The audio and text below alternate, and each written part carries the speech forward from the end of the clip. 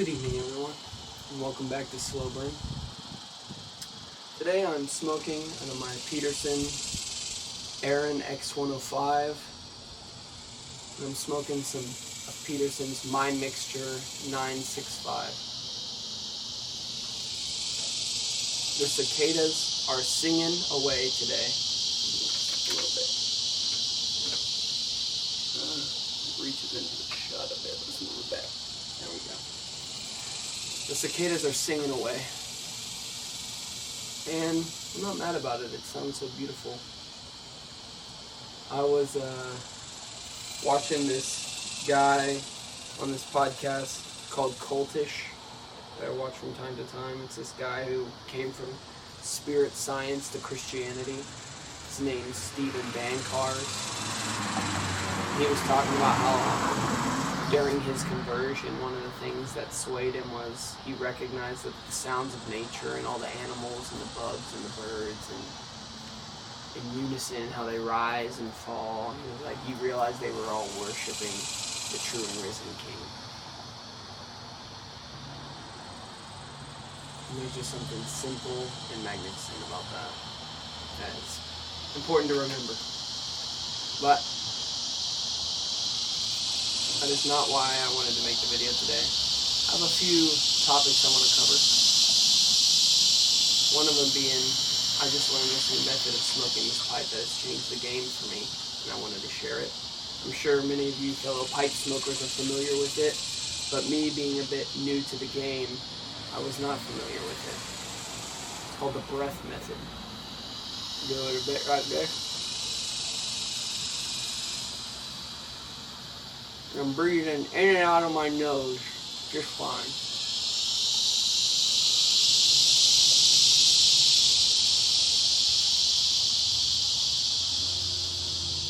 See, a little bit of smoke comes out, but I'm slowly puffing it in and out of the front of this thing. You can kind of see a little bit of smoke coming out. It's like you're rinsing mouthwash. You know, you can breathe just fine while you're rinsing mouthwash. Shout out the Mutt and Chop Piper. It took me watching like 3 different videos of his to really grasp what was going on. And then the East Texas Pipe Club also made a video about it. And man, I was just like, I get what they're saying, but I don't know how to follow through with it. But after just practicing a lot, it sounds so crazy. You're smoking a pipe, you're not supposed to be practicing, right? You're supposed to be contemplating and think, as my pawpaw would say, thinking of 5-syllable words. There was something about it I just wanted to conquer.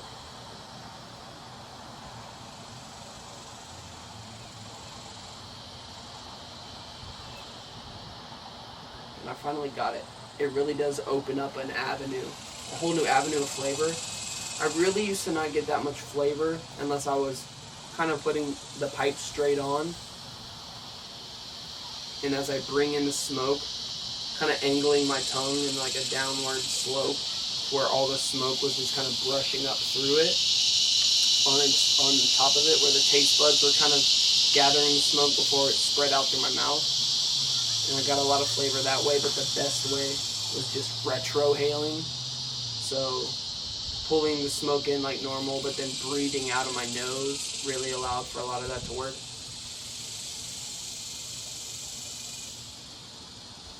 Even right there, I got so much more flavor than just regular. But when I'm doing that breath method, that smoke's kind of moving in and out of the mouth because, again, because you're using like just slight pressure, it's not even really breath. It's slight pressure pushing the smoke in and out, kind of like you would swish mouthwash. It doesn't take breath to swish around mouthwash. It just takes a little bit of like oxygen pressure, maybe, if it's oxygen. You're just using a bit of that air pressure to kind of move it in and out. And you do the same thing with this, and wow, that flavor really just sits with you well in the pipe, which I very much enjoy. Really gotten to appreciate pipe smoking a lot more, and it's nice when I'm reading to be able to kick back and do this number Though I'm trying to get better at reading while doing it, because currently, because it's such a new method, I'm still focusing on it. So I'm not focusing as much on what I'm reading. So it's better if I'm like watching a podcast or a movie or something while doing it. It just shows how mindless those activities can be at times. But anyway, that's a topic for a different day. Speaking of movies, before I even dive into that, I wanted to show off this new coffee cup that my wife got me from an estate sale.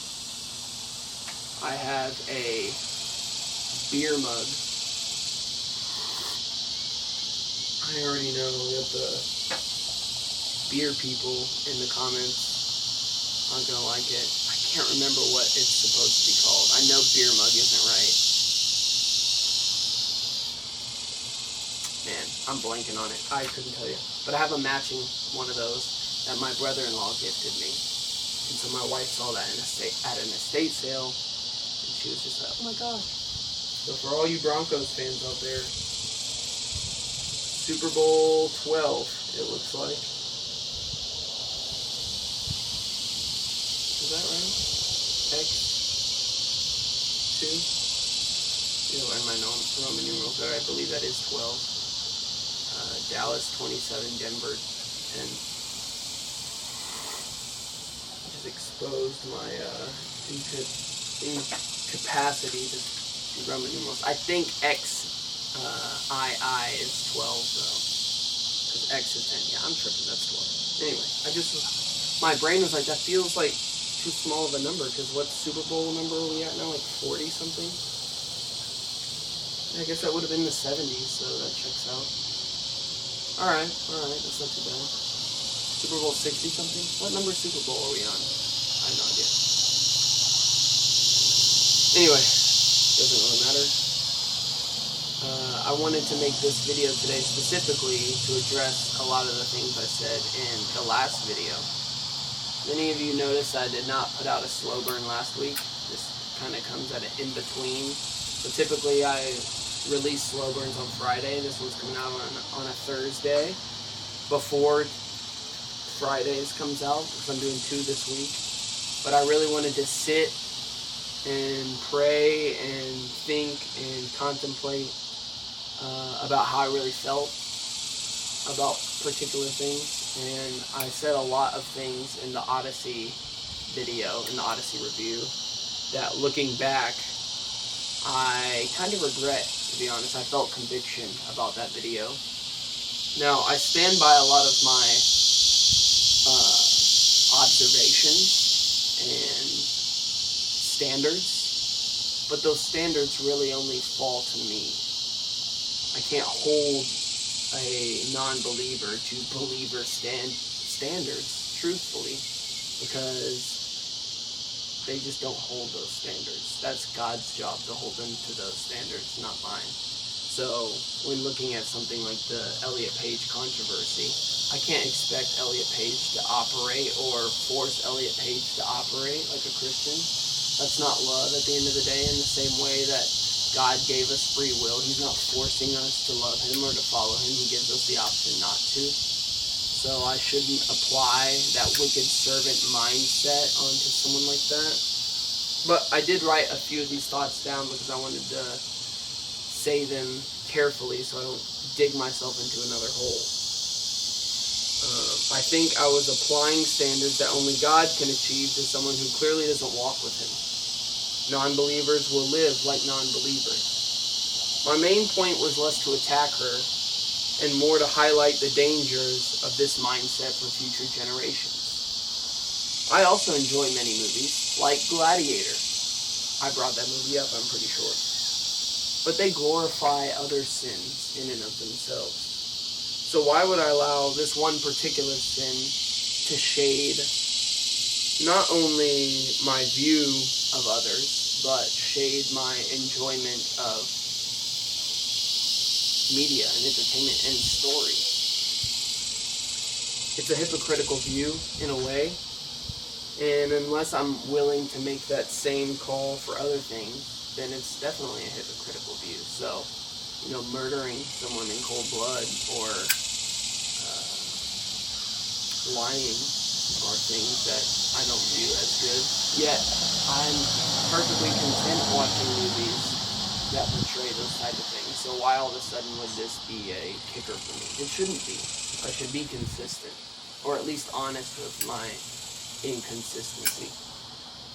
So, all that to say, the movie was good. Some of the messaging was not, but that's to be expected in a movie that wasn't created by people who believe what you believe.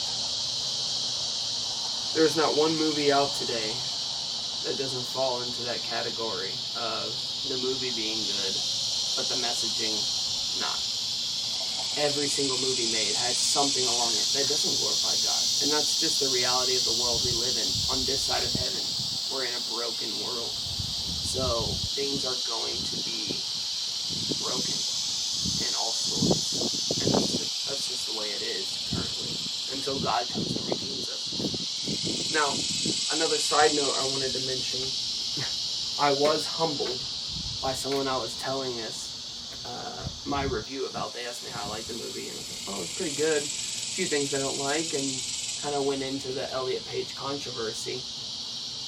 And I was like, yeah, I just don't like that the message is pushing on how awesome and manly that warrior was when it's played by a woman.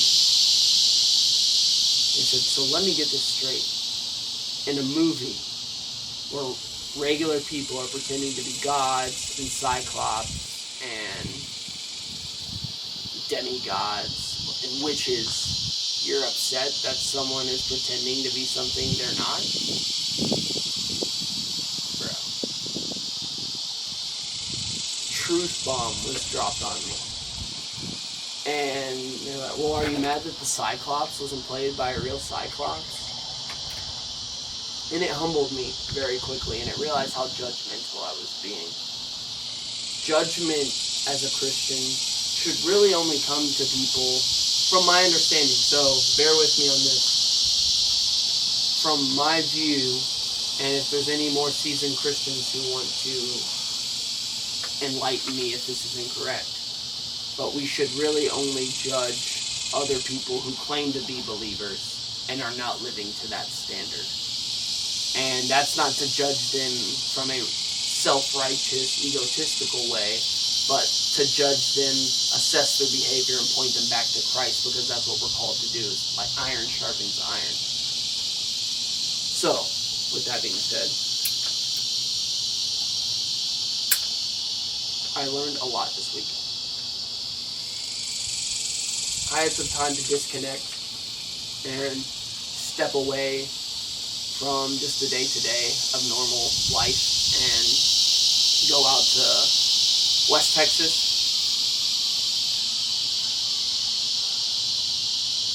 Got to visit my pawpaw again, which, if you've watched all these slow burns, you're familiar with my pawpaw. We are brothers of the pipe and brothers in Christ. Ultimately. Well, this time we were not sitting on his puffer's porch. We were out in West Texas, and we did some hunting. It's a generous term. We sat in the blind for 45 minutes, spooked some hogs, and left. We did, I guess it was a little more than 45 minutes, me and my brother-in-law, but still.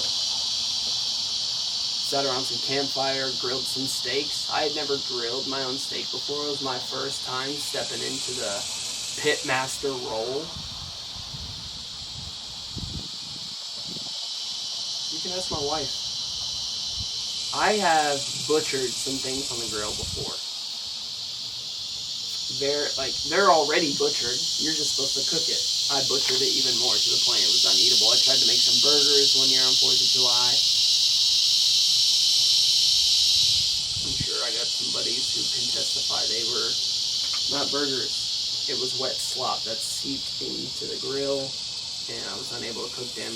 Thank goodness one of my other buddies is a general manager of a Mooyah. He just went and picked up a bunch of frozen patties that we were able to grill, because I ruined our burger plans for 4th of July that year.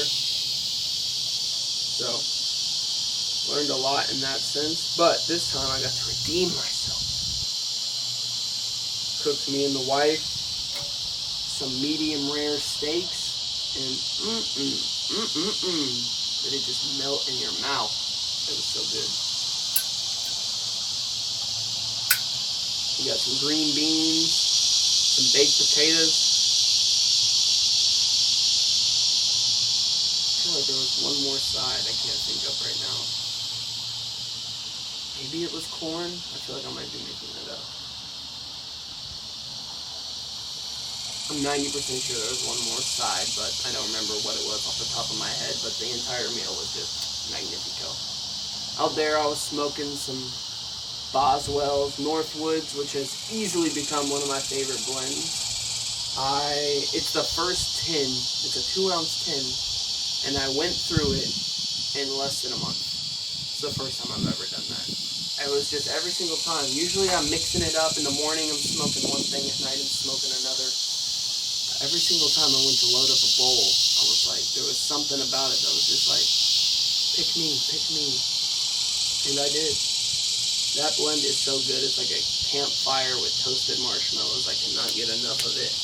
Next time I'm ordering the 4-ounce tin. We'll see how quickly I go through that. And if I go through that too quickly, I'm gonna just bulk it out. Buy the 16-ounce jar or whatever it is, and just run it that way. I might buy 2 of them, and I'll sell it one way. Because that's the best one I've had. But it was a special occasion getting to go out there. I grew up out there hunting. I grew up hunting out there is probably the better way to phrase that. I grew up out there hunting. Grew up hunting out there. Now they both mean the same thing. Anyway, went out there and just a lot of memories are flooded back. Me and my papa were talking about it. I remember seeing my sister, who's now a U.S. Marine, shoot a gun for the first time out there, and she was so young and just naturally talented at that, and we were all very impressed. I think she was like 8 or 9 years old. Many generations of safe gun handlers in my family, so it was completely fine, completely safe.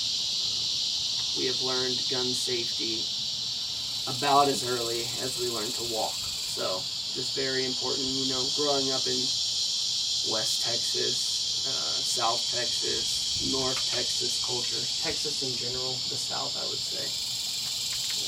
Your family has guns. In all likelihood, you're learning how to safely use them.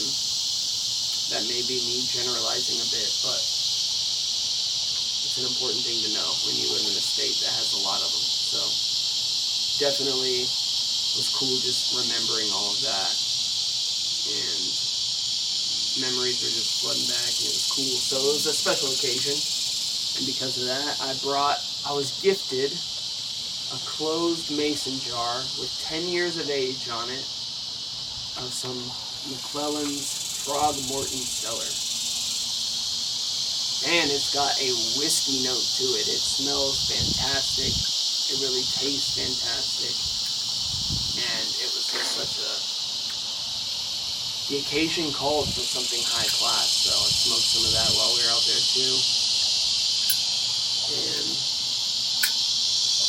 it was just great to catch up with some of my cousins I hadn't seen but at weddings, and few and far between that.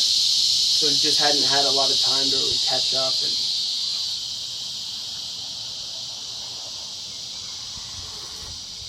my relationship with that side of the family really fell apart when my parents got divorced and I just started doing whatever I wanted to do. If you want to know more about my testimony and my story within that, you can go check out episode 4 of I See You Live on my YouTube. It's the only other podcast currently listed on my YouTube.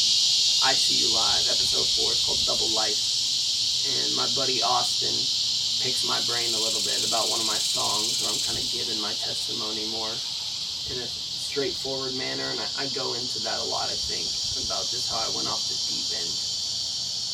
And I regret a lot of the lost time with family that I just took for granted during that time. And allowed a lot of relationships that truly do mean a lot to me to just kind of fall to the back burner for way too long. When relationships like that grow cold, I think, especially now, I've just seen so quickly how fast life goes.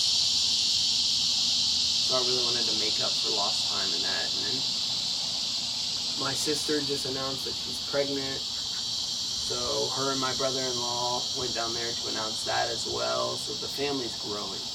And I'm so blessed. But it's really put into perspective how important it is as well. And so I just really wanted to spend some time out there, and it was awesome for just a day. And I wish it could have been multiple days. I had to DJ, unfortunately, a car show. Well, it's a fun gig, so it's not unfortunately, but it's unfortunately that it took away from more time I could have spent out there. Because I would have been up there Friday night. I only went up there Saturday, came back Sunday evening, but it was a great time.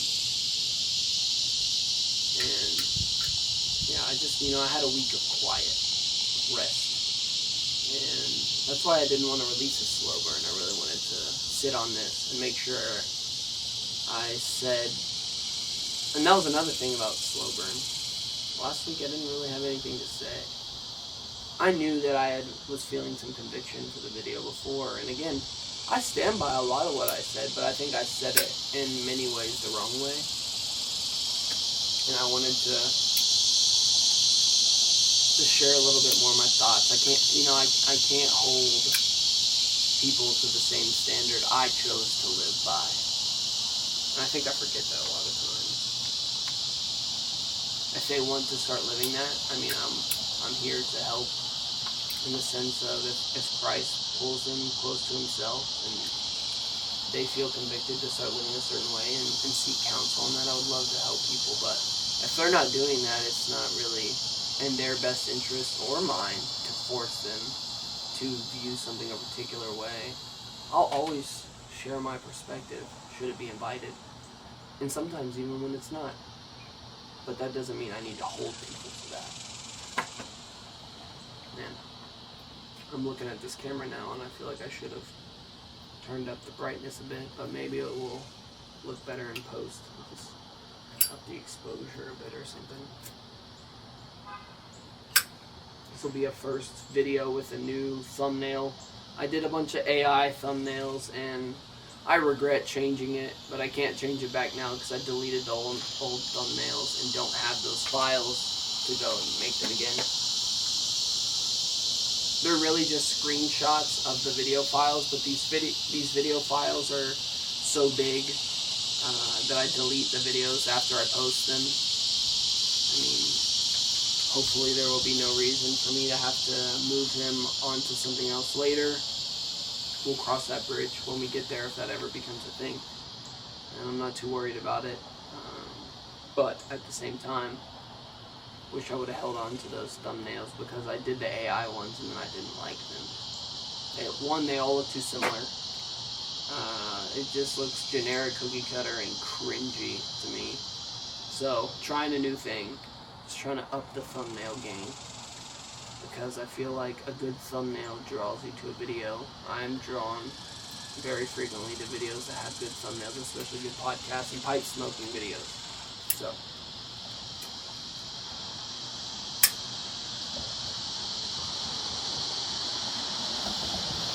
It is a lesson learned, and I will take it on the chin, and we will move forward. So, if this one looks a bit different, that's why.